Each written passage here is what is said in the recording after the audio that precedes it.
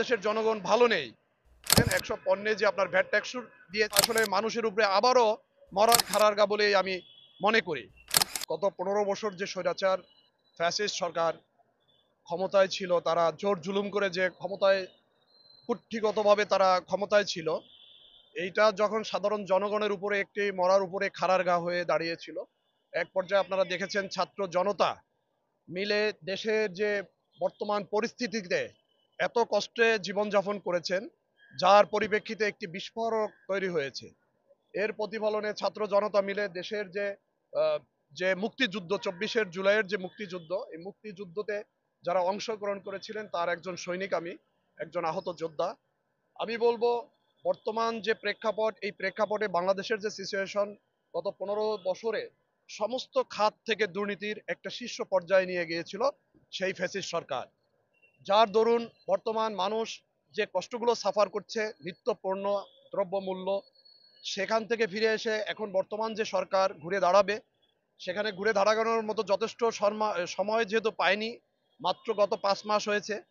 তো আমি বলবো এরই মাঝে, যেহেতু বাংলাদেশের জনগণ ভালো নেই, তার ভিতরে যে ১০০ পণ্যে আপনারা জানেন ১০০ পণ্যে যে আপনার ভ্যাট ট্যাক্স দিয়েছে, সেই ১০০ পণ্যের ভ্যাট ট্যাক্সগুলো আসলে মানুষের উপরে আবারও মরার উপরে খাড়ারগা বলেই আমি মনে করি। আপনারা জানেন যে প্রত্যেকটা জিনিসের দ্রব্য মূল্য কিছুদিন আগে আলু বলেন, নিত্য প্রয়োজনীয় যে জিনিসগুলো ছিল, যে হারে দ্রব্য মূল্য বেড়েছিল, সেখান থেকে এখন একটু শীতকালীন সবজি, এই বিষয়গুলো এখন একটু দাম কম।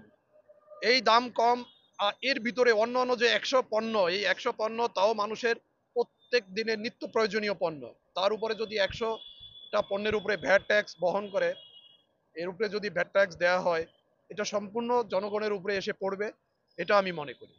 বন্ধ করে দিয়েছে, এটা একেবারেই সঠিক হয়নি, কারণ এই টিসিবির পণ্য আরো যথেষ্ট বাড়ানোর দরকার ছিল। বন্ধ তো দূরের কথা, এটা আরো বাড়ানোর দরকার ছিল প্রতি থানায় থানায়।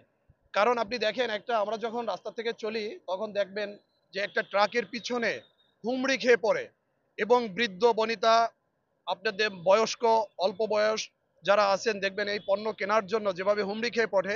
আপনি দেখবেন বিদেশি কোনো যদি সাংবাদিক সংস্থা যদি এটার কোনো ভিডিও ফুটেজ নিয়ে তারা বিদেশে প্রচার করে, সে দেশে আমাদের বাংলাদেশের সম্মান ক্ষুণ্ণ হবে। আমি মনে করি এই টিসিবির পণ্যগুলো অবশ্যই বাড়ানোর প্রয়োজন ছিল। এখন সরকার কি মনে করে, এই যে অন্তর্বর্তীকালীন সরকার কি মনে করে এটি বন্ধ করেছে আমার বোধগম্য নয়, কিন্তু আমি মনে করি বাড়ানোর প্রয়োজন ছিল, এবং এটি তৃণমূল পর্যন্ত বিছিয়ে দেওয়া উচিত ছিল এই টিসিবির পণ্য।